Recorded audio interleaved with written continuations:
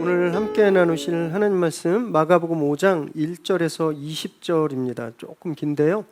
저와 여러분이 한 절씩 교대로 읽으시겠습니다. 예수께서 바다 건너편 거라사인의 지방에 이르러 배에서 나오심에 곧 더러운 귀신 들린 사람이 무덤 사이에서 나와 예수를 만나니라. 그 사람은 무덤 사이에 거처하는데 이제는 아무도 쇠사슬로도 맬 수 없게 되었으니 이는 여러 번 고랑과 쇠사슬에 매었어도 쇠사슬을 끊고 고랑을 깨뜨렸음이라. 그리하여 아무도 그를 제어할 힘이 없는지라. 밤낮 무덤 사이에서나 산에서나 늘 소리 지르며 돌로 자기의 몸을 해치고 있었더라. 그가 멀리서 예수를 보고 달려와 절하며 큰 소리로 부르짖어 이르되 지극히 높으신 하나님의 아들 예수여, 나와 당신이 무슨 상관이 있나이까? 원하건대 하나님 앞에 맹세하고 나를 괴롭히지 마옵소서 하니, 이는 예수께서 이미 그에게 이르시기를 더러운 귀신아 그 사람에게서 나오라 하셨습니다. 이에 물으시되 내 이름이 무엇이냐? 이르되 내 이름은 군대니 우리가 많음이니이다 하고 자기를 그 지방에서 내보내지 마시기를 간구하더니 마침 거기 돼지의 큰 떼가 산 곁에서 먹고 있는지라. 이에 간구하여 이르되 우리를 돼지에게로 보내어 들어가게 하소서 하니, 허락하신데 더러운 귀신들이 나와서 돼지에게로 들어가매 거의 2,000마리 되는 떼가 바다를 향하여 비탈로 내리다라 바다에 몰사하거늘, 치던 자들이 도망하여 읍내와 여러 마을에 말하니 사람들이 어떻게 되었는지를 보러 와서 예수께서 이르러 그 귀신 들렸던 자 곧 군대 귀신 집혔던 자가 옷을 입고 정신이 온전하여 앉은 것을 보고 두려워하더라. 이에 귀신 들렸던 자가 당한 것과 돼지의 일을 본 자들이 그들에게 알림해 그들이 예수께 그 지방에서 떠나시기를 간구하더라.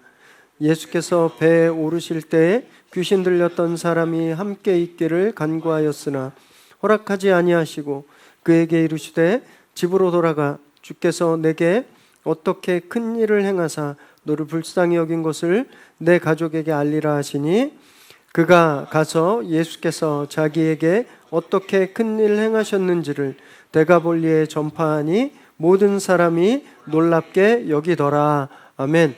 오늘 저희에게 주시는 하나님의 말씀입니다.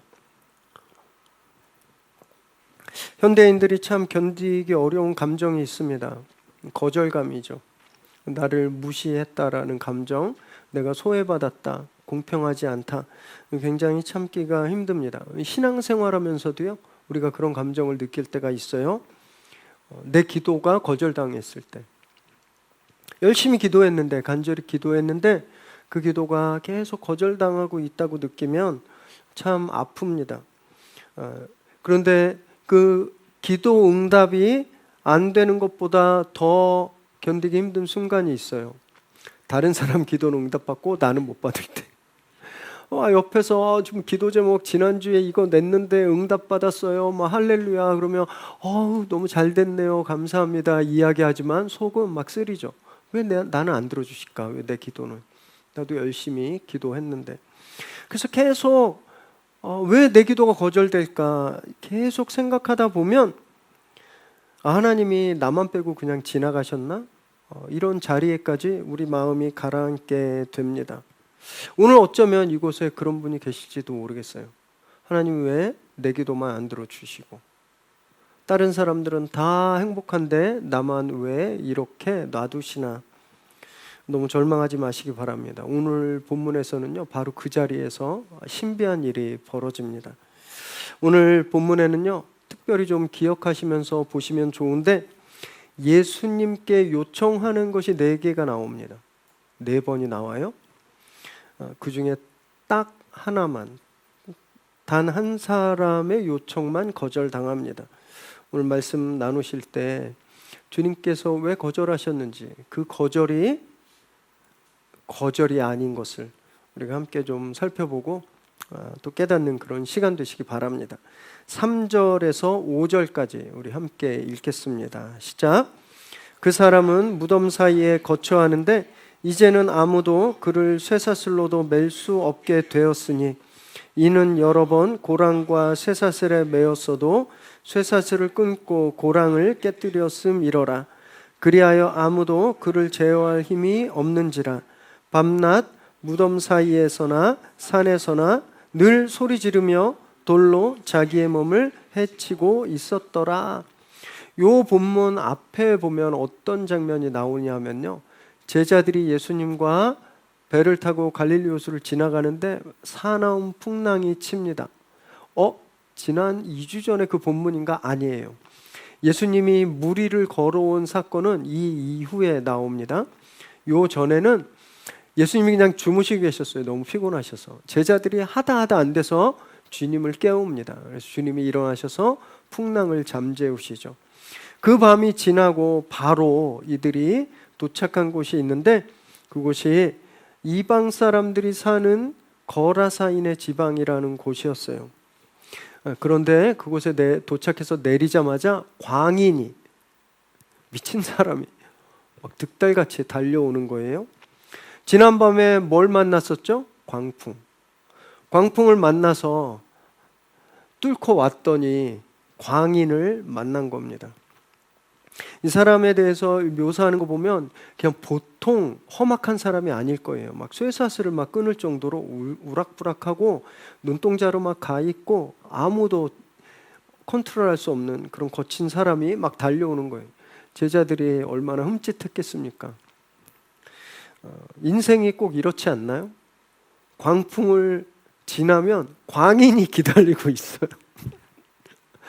회사에서 문제가 생겨서 어떻게 저렇게 해서 잘 마무리를 졌는데 집에서 문제가 땅 터진다거나 친구들과 관계가 깨진다거나, 인생이 꼭 그런 것 같습니다. 광풍과 광인이 번갈아 가면서 우리에게 달려들고 있는 거죠.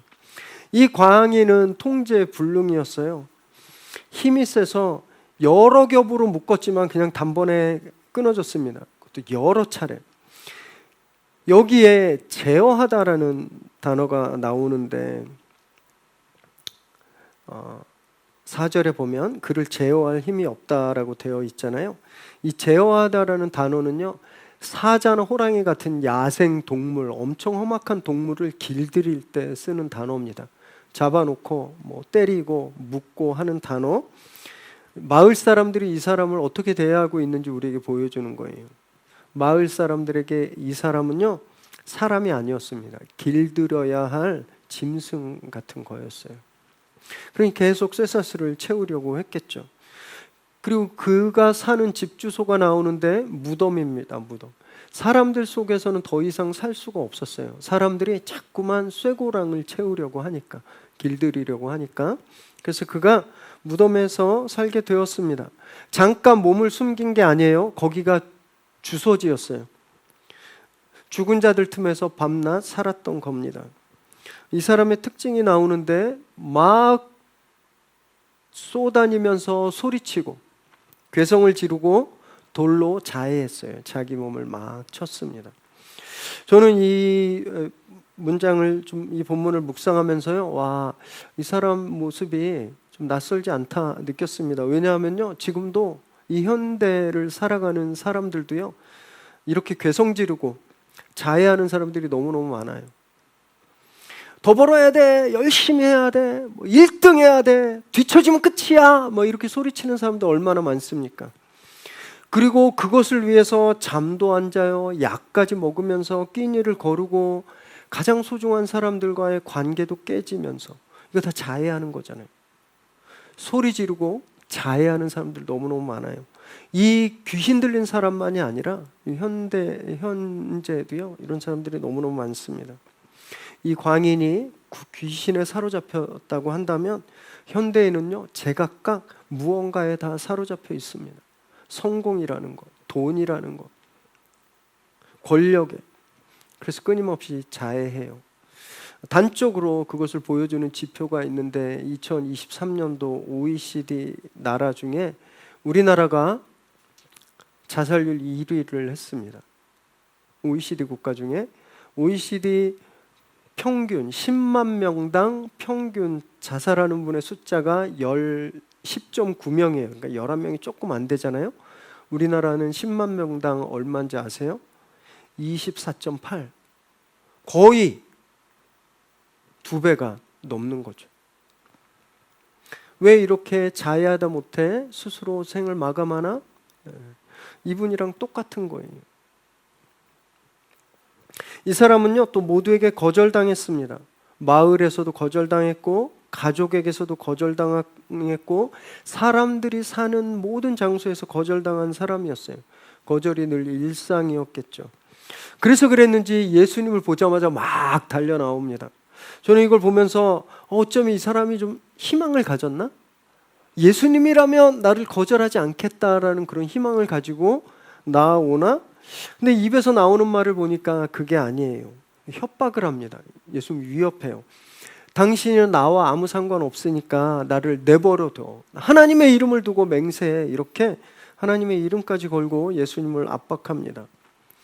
예수님은 어떻게 하셨을까? 내가 예수님이라면 이놈이? 그러고 예수님 하늘의 권능을 가지고 계시잖아요.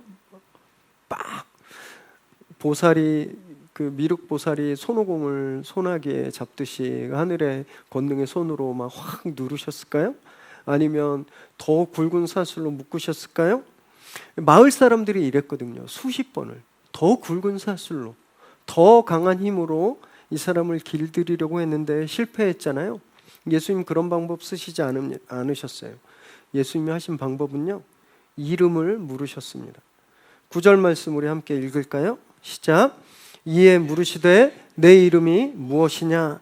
이르되 내 이름은 군대니 우리가 많음이니이다 하고, 내 이름이 무엇이냐라는 거예요. 아니 지금 머리를 산발하고 막 우락부락하고 뭐 온몸에 막 돌로 상처를 내서 죽일 듯이 지금 달려들었는데 예수님이 그 사람에게 너 이름 뭐니? 이렇게 물으시는 거예요. 오늘 본문에서 예수님이 유일하게 이 사람에게 질문하신 질문입니다. 동시에 마을 사람들이 수십 번 사슬을 채우는 동안 단 한 번도 하지 않았던 질문이에요. 아까 제어하려 했다라는 것이 야생동물을 길들이려고 했다라는 것과 똑같은 단어라고 말씀드렸잖아요. 여러분, 동물을 길들일 땐 이름 물을 필요가 없습니다. 쇠사슬을 채우는 데는 이름이 필요 없어요. 이름은 사람한테만 필요하잖아요. 동네 사람들은 이 사람을 짐승처럼 대했지만 예수님은 이 사람을 사람으로 대하고 있는 거예요. 근데 이 사람의 대답이 이상해요. 김용정입니다 이렇게 얘기했어야 되는데 저는 군대입니다 이렇게 얘기합니다. 이 군대란 말은 레기온, 영어로는 리준이라고 하는데 군단 규모의 군대를 말합니다. 당시 로마의 한 군단은요 약 6천 명쯤 되었어요. 그러니까 이 사람 속에 귀신이 몇 마리가 들어가 있는 거예요? 약 6천 마리. 그러니 뭐 쇠사슬을 묶어봤자 그냥 바로바로 끊어버리는 거죠. 예수님이 이 사람의 이름을 물었는데 이 사람은요 자기 이름을 말하지 못합니다. 대신 자기를 점령한 것의 이름을 이야기하죠. 이름을 뺏겨버린 거예요. 자기를 점령한 그것에 자기 이름을 빼앗겨 버렸습니다. 우리도 이럴 때가 참 많아요. 누군가 나에 대해서 물으면 내 직함을 말할 때가 있죠. 또는 내 병명, 내가 어디 아프다는 걸 말하거나 내 상처, 실패한 일을 말할 때가 많습니다. 물론 리터럴리 진짜 문자 그대로 이름이 뭐세요 할 때 저는 뭐 척추 디스크 환자예요 이렇게 이야기하진 않지만 우리가 나에 대해서 표시할 때 그런 상처들, 내 앞에 이렇게 덕지덕지 붙어있는 아까 우리가 떼낸 저런 것들로 내 이름을 댈 때가 굉장히 많아요. 사람들도요 그렇게 우리를 대합니다. 내가 진짜 누구인지는 별로 관심 없어요. 내 앞에 붙어있는 것들 거기에 관심을 갖습니다. 목사님들도 마찬가지더라고요. 제가 어디 목사님들 모임 갔는데 꼭 이렇게 물어봐요. 교인 수가 몇 명이나 되세요? 재정은 뭐 이렇게 넉넉한가요? 제 이름은 김용정이잖아요. 근데 이분들은 제 이름에 관심이 있는 게 아니라 그 교회 교인이 몇 명인지, 재정은 괜찮은지, 그것이 마치 내 이름인 것처럼 물을 때가 있다라는 거예요. 주님은 안 그러신다라는 겁니다. 주님은 우리가 여기에 무엇을 붙이고 있든지 간에, 사람들이 나를 무엇라고 부르든지 간에, 아니면 심지어 내가 나를 규정짓고 내가 무엇라고 부르든지 간에 주님은 거기에서 나를 찾는 게 아니세요. 그 안에 있는, 그 껍질 안에 있는 나에게 집중하십니다. 그리고 물으세요. 너 이름이 무엇니? 여러분, 그때 회복이 시작되는 겁니다. 예수님이 나에게 이름을 물으실 때 그때 회복이 시작돼요. 12절 13절 읽습니다. 시작. 이에 간구하여 이르되 우리를 돼지에게로 보내어 들어가게 하소서 하니 허락하신대 더러운 귀신들이 나와서 돼지에게로 들어가매 거의 2,000마리 되는 떼가 바다를 향하여 비탈로 내리다라 바다에서 몰사하거늘. 자기 이름을 군대라고 했던 사람이 예수님께 부탁합니다. 이 지방에서 보내주지 마십시오. 그리고 저 돼지떼에게 보내주십시오. 제가 오늘 본문에 요청이 몇 개 나온다고 말씀드렸죠? 4개. 그 중에 첫 번째, 두 번째 요청이에요. 이 귀신이 주님께 한 두 번째 요청이 다 받아들여집니다. 그래서 주님이 그 지방에서 떠나지 않고 그 돼지에게로 귀신들이 다 가게 했어요. 근데 요 구절에는요, 마가만의 굉장히 특별한 이 언어 유희, 이 해악이 보이는데요. 돼지가 비탈로 내리다라라고 되어 있잖아요. 그 우리 생각에 막 그려지죠. 돼지가 막 달려가잖아요. 이 내리달리다는 말이 군사 용어입니다. 돌격 앞으로 하는 말이에요. 군대가 돌격 앞으로 하고 막 돌격할 때 그때 쓰이는 단어가 이 내리달리다라는 단어인데, 군대 귀신이 돼지한테 가서 진짜 군대처럼 돌격 앞으로 해서 물에 가서 몰사한 거예요. 그런데 한번 잘 기억을 떠올려 보세요. 군대가 물속에서 끝난 사건이, 몰사한 사건이 한참 전에도 있었습니다. 출애굽 때 애굽에서 나온 바로의 군대가 홍해 속에서 끝났잖아요. 오늘 이곳에서 다시 되풀이되고 있는 거예요. 이스라엘을 지배하고 이스라엘을 붙들고 이스라엘을 칭칭 동염했던 그 애굽, 그 사슬이 홍해에서 멸절된 것처럼 이 사람을 칭칭 동염하고 있는 그 힘이 오늘도 바다에서 끝나게 되는 거죠. 멀쩡히 돼지를 치고 있는데 막 갑자기 2,000마리가 다 물에 들어가니 이 돼지치기들이 얼마나 놀랬겠습니까? 그래서 막 혼비백산에서 마을로 가서 이 소문을 퍼뜨렸습니다. 사람들이 그 소식을 듣고 무슨 일인지 보러 올라왔어요. 그리고 이 사람들이 보게 되었습니다. 15절 읽습니다. 시작. 예수께 이르러 그 귀신 들렸던 자, 곧 군대 귀신 집혔던 자가 옷을 입고 정신이 온전하여 앉은 것을 보고 두려워하더라. 우리 성경에는요, 이 사람이 옷을 입고 정신이 온전해서 앉아있다 이렇게 번역했는데 헬라어 원문은 정반대예요. 이 사람이 앉아있다, 옷을 입고 정신이 온전해서 이렇게 되어 있습니다. 굉장히 이 앞에 이 사람이 어떻게 써요? 밤낮 뛰어다녔잖아요. 이 모습을 정반대로 원문에서는 완전 반대된 상황으로 보여주고 있는 거예요. 근데 이 맨날 들로 뛰어다니고 자기를 자해하던 사람이 얌전히 옷을 입고 앉아있는 모습을 보았으면 이런 일이 어떻게 세상에 이런 일이 있나 이러고 좋아해야 되잖아요. 근데 이 사람들이 이 광인이 앉아있는 모습을 보고 두려워했습니다. 사람들이 이래요. 사람들은요, 우리가 회복하면 다 기뻐해 줄 것 같죠? 그러지 않습니다. 되게 불편해해요. 이 마을 사람들도 그랬을 거예요. 이 광인이, 군대 귀신 들렸던 사람이 무덤에 사는 동안은 그냥 저 사람과 떨어져 있으면 되니까, 그리고 저 사람만 여기에 들어오지 않으면 우린 괜찮아라고 생각하고 있었는데 이제 이 사람이 회복됐잖아요. 이 사람이 우리가 살고 있는 곳으로 와야 되는 겁니다. 이 사실이 되게 불편해졌던 거예요. 그 자리에서 무슨 일이 일어났는지를 처음부터 끝까지 본 목격자들이 이 마을 사람들에게 더 자세히 자초지종을 이야기합니다. 저 같으면 그러면 와, 선생님은 진짜 메시아시군요. 선생님 능력이 있으시군요. 우리가 정말 수십 번 이 두꺼운 쇠사슬로도 길들일 수 없었던 이 사람을 고치신 분이시군요. 마을로 초대했을 것 같은데 이 사람들은 17절에 어떻게 하고 있냐면요, 우리 17절 함께 읽습니다. 시작. 그들이 예수께 그 지방에서 떠나시기를 간구하더라. 나가주세요 라고 말하는 거예요. 오늘 본문에 나오는 4가지 요청 중에 3번째 요청입니다. 주님한테 나가라 그랬어요. 이것도 주님이 오케이 하십니다. 그래서요, 주님이 배에 올라타셨어요. 그래서 다시 떠나려고 하시는데 한 사람이 막 달려옵니다. 18절 19절 읽습니다. 시작.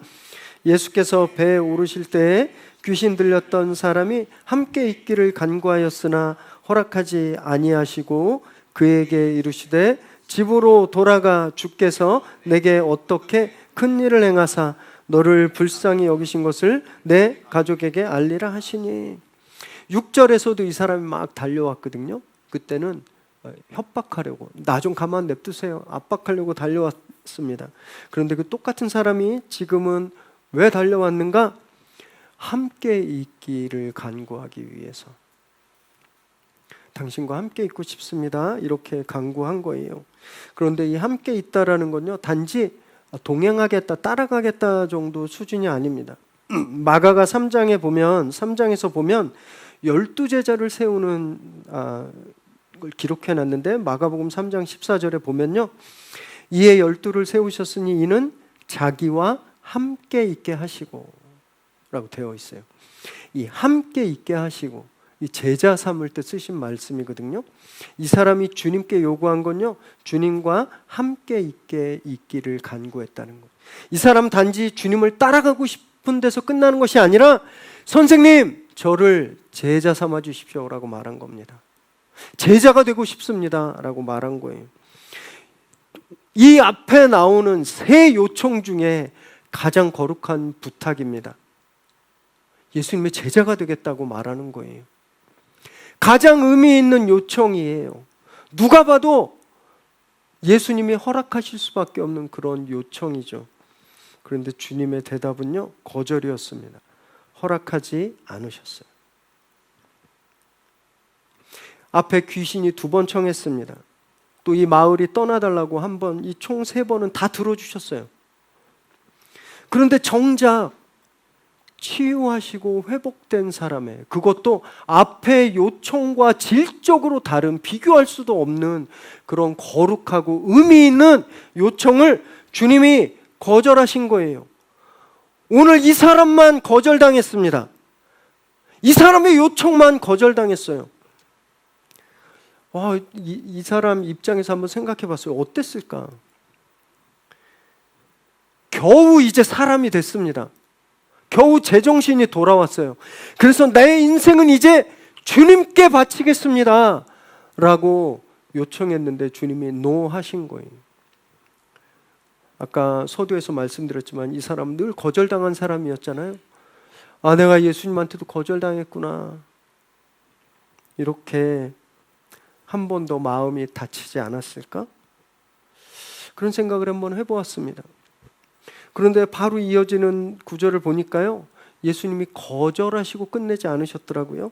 바로 다음 보니까 집으로 돌아가라 이렇게 말씀하시는 거예요. 이 사람 집 여태까지 어디였습니까? 무덤.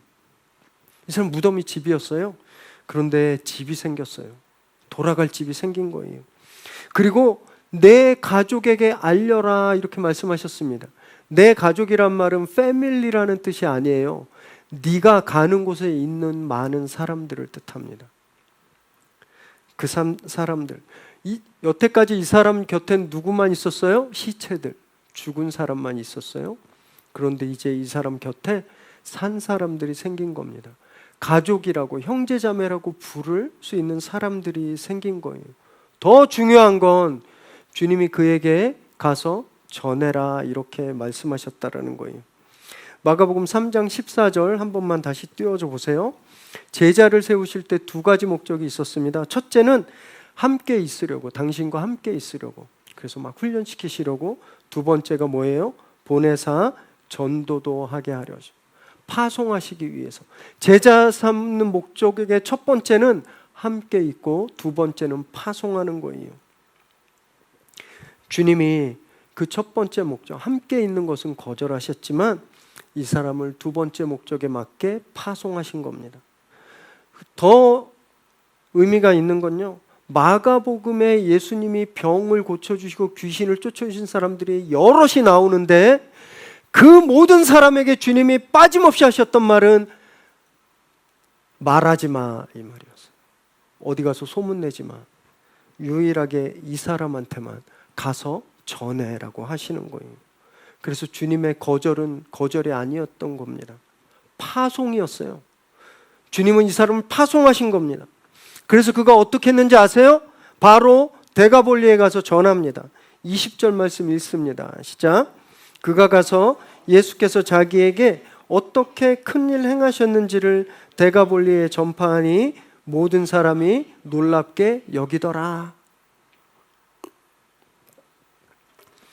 여기 그냥 가서 소문낸 수준 아닙니다. 아까 돼지가 다 죽을 때 돼지치기들이 가서 막 사람들에게 말했던 그 단어와 달라요. 여기서 이 사람이 전파했다라고 되어 있잖아요. 이 단어가 또 언제 쓰였냐면 세례 요한이 강에서 회개하라, 천국이 가까웠다 이렇게 전파했다라고 했을 때 쓰인 단어입니다. 예수님이 세례를 받으시고 회개하라, 천국이 가까웠다라고 전파하셨다라고 쓰일 때 단어예요. 세례 요한과 예수님이 복음을 전할 때 쓰였던 그 단어가 쓰였습니다. 이 사람은 단지 가서 소문만 낸 사람이 아니에요. 자기에게 예수님이 어떻게 하셨는지를 확신을 가지고 증거하고 전했다라는 겁니다. 그가 증거한 동네도 굉장히 의미가 있는데 데가볼리라고 되어 있잖아요. 데카라는 말은 열이라는 뜻입니다. 볼리는 폴리스예요. 도시들. 데카폴리스. 한국말로 데가볼리인데 10개의 도시예요.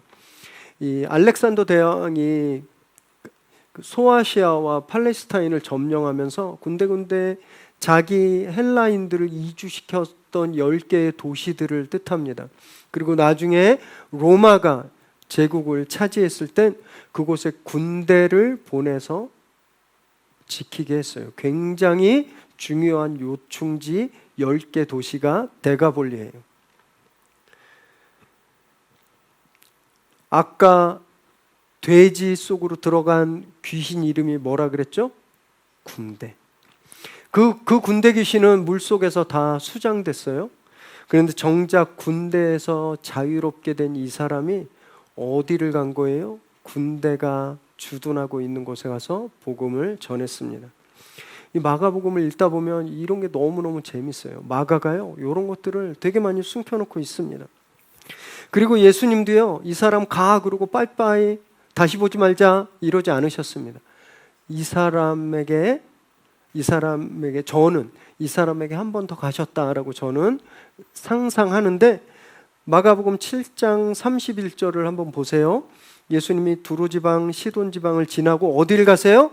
데가볼리 지방을 통과해서 갈릴리오스에 이르렀다라고 되어 있잖아요. 예수님 데가볼리를 가셨어요. 왜 가셨을까요? 성경이 말하지 않는 것은 우리가 얼마든지 상상해도 됩니다. 저는요, 예수님이 이 사람이 얼마나 잘 전했는지 그거 보러 가셨다고 생각합니다. 제자들보다 먼저 파송하셨어요. 성경에서 예수님이 제일 먼저 파송한 사람이 이 사람입니다. 그 첫 파송자가 얼마나 잘하고 있는지 예수님이 보러 가셨다고 저는 생각합니다. 어쩌면 거기에서 만나서 이 사람을 칭찬하셨을지도 모르겠다라고 생각해요. 이 7장 나중 본문에 보면요, 예수님이 데가볼리를 다니실 때 사람들이 병자들을 데리고 나와서 주님한테 고쳐주기를 청하고 머물기를 청했습니다. 이 정작 돼지가 죽은 이 마을에서는 예수님을 빨리 떠나달라고 했는데, 그 데가볼리 완전 이방 도시들인데 그곳에선 예수님을 환영한 거예요. 우리는 좀 왜 그런지 알겠죠. 이 사람이요 열심히 다니면서 예수님을 전했던 거예요. 얘기는요 거기서 끝나지 않습니다. 데카폴리스 10개의 도시라고 말씀드렸잖아요. 그 중에 다메섹이라는 도시가 있습니다. 세월이 몇십 년 흐른 뒤에 사울이라는 사람이 이 다메섹으로 막 달려갑니다. 왜냐하면 다메섹에 이미 예수를 믿는 사람들이 있다라는 소식을 들은 거예요. 그래서 그 사람들을 잡으러 갑니다. 그 가는 길에 사울이 예수님을 만나서 회심하게 되죠. 성경은요 다메섹에 어떻게 믿는 사람이 있게 되었는지 침묵해요. 설명하지 않습니다. 그러나 우리는 혹시 이래서겠구나라고 추측할 수 있죠. 이 사람이요 다메섹에 가서도 열심히 주님 전한 거예요. 그 씨앗이 뿌려진 겁니다. 그리고 그 씨앗이 바울이라는 불세출의 위대한 사역자를 만들어내는 통로가 되었잖아요. 배 태워주세요. 함께 있겠습니다. 그 요청이 거절된 그 자리에서 이 모든 일이 시작된 겁니다. 20절 마지막에 보면 놀라움으로 이야기가 끝나죠. 오늘 이야기의 시작은 두려움이었어요. 그런데 놀라움으로 끝납니다. 12제자보다 먼저 파송받은 사람이 맺은 열매예요. 주님의 거절은요 그래서 거기서 끝나는 법이 없습니다. 주님은 항상 그 거절한 그 자리에서 큰 그림을 그리시거든요. 여러분 이걸 우리가 믿어야 돼요. 물론 오늘 본문은요 모든 거절이 그래서 축복이다 이렇게 말하지 않습니다. 이렇게 말하는 거 거절당한 분한테는 너무 무책임한 말이에요. 또는 거절당해서 아픈 분들한테는 너무 무성의할 수 있습니다. 모든 거절이 다 축복이진 않아요. 그러나 오늘 우리가 이 이야기에서 알 수 있는 사실은 거절이 어쩌면 또 다른 시작의 또 다른 그림의 시작일 수 있다라는 거죠. 예수님은 오늘 이름을 물으시고 이 사람을 파송하셨죠. 주님은요 우리에게도 동일하게 하십니다. 우리에게 이름을 물으세요. 그리고 우리를 보내십니다. 우리가 주님 앞에 늘 다른 이름을 대고 있다는 게 문제예요. 거절감 뒤에 숨어서 주님 나는 이런 게 있어요. 주님 나는 이런 게 있어요.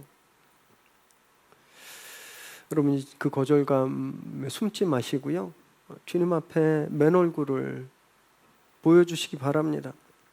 무덤에 살던 사람이 10도시를 걸었습니다. 배에 타지 못한 사람이 12제자보다 먼저 파송되었잖아요. 어쩌면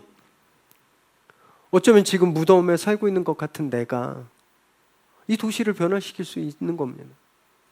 어쩌면 내가 몇 년간 기도했던 그 기도가 거절되었다라고 느끼는 그 자리에서 하나님은 새로운 일을 시작하실 수 있다라는 거죠. 이번 주 그래서요 그 자리 혹시 막 기도했는데 기도 응답이 안 됐던 자리가 있다면 혹시 하나님이 여기서 나에게 새롭게 열어주시는 문은 무엇인지 한번 좀 묵상하시기 바랍니다. 주님이 오늘 19절에서요 이 사람에게 시키시는 단 하나였어요. 너 가서 내가 너한테 어떻게 했는지 전해라. 딱 이거 하나였습니다. 신구약을 달달 외워서 성경을 가르치라고 말씀하지 않았어요. 내가 너한테 한 일 그 한 가지만 가서 전해라 했습니다. 이 사람은 그걸 그 하나만 가지고 간 거예요. 그래서 그 10도시에 복음을 전하게 된 겁니다. 주님 우리에게 많은 걸 요구하지 않으세요. 우리가 많은 걸 할 수 있지도 않잖아요. 그냥 그 거절된 그 자리에서 만나게 되는 누구를 만나든 그 사람한테 단 하나만 예수님이 나한테 이런 일을 하셨어. 그 하나만 전하기를 원하시는 겁니다. 그러면 충분합니다. 전도가 막 너무 대단한 것 같고, 저희 얼마 전에 7주간의 전도 훈련 했잖아요. 목사인 저도 뭔가 전도하려면 이렇게 몸을 충분히 막 많이 풀어야 되는 그런 건 줄 알았어요. 막 다짐도 막 하고 막 전도해야지 막 뭔가. 근데 전도 훈련을 받고 보니까 그게 아니더라고요. 그냥 단 하나만 이야기하면 되는 거예요. 예수님이 누구신지, 예수님이 나한테 어떤 일을 하셨는지, 그거더라고요. 그 이유는요, 주님께서 하시는 겁니다. 저는 지금 예수님이 우리 이 고라사 지방의 광인에게 군대 귀신 들린 분에게 하셨던 것처럼 지금 여기서 저와 여러분에게 네 이름이 무엇이니? 이렇게 묻고 있다고 생각합니다. 아까 우리가 게임으로 띄워낸 저것들 다 우리 이름이에요. 우리 그 이름표 뒤에 다 숨어 있습니다. 이 사람이 군대입니다라고 이야기하고 주님께 드렸던 것처럼 예수님 이름을 물으실 때 이 가짜 이름표들 다 떼서 주님께 올려드리십시오. 주님이 그 사슬을 끊으실 겁니다. 세상 누구도 길들일 수 없었던 내 상처, 세상 누구도 해결해 줄 수 없는 그 내 상처, 주님께서 오늘 해결해 주실 거예요. 그리고요, 거기서 끝나는 것이 아니라 우리에게 새로운 사명을 주십니다. 무덤에 있을 땐 상상할 수 없었던 일,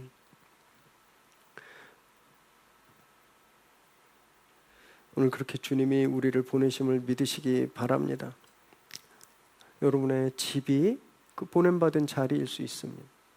내일 출근하는 회사가 데카폴리스일 수 있어요. 아니면 우리가 쇼핑하고 걸어다니는 이 지역이 그 데카폴리스일 수 있습니다. 어디든지 간에 보냄받은 그 자리에서 예수님이 나한테 하신 그 한 가지 일, 그걸 전하는 저와 여러분 되시기를 주님의 이름으로 축원합니다. 기도하겠습니다.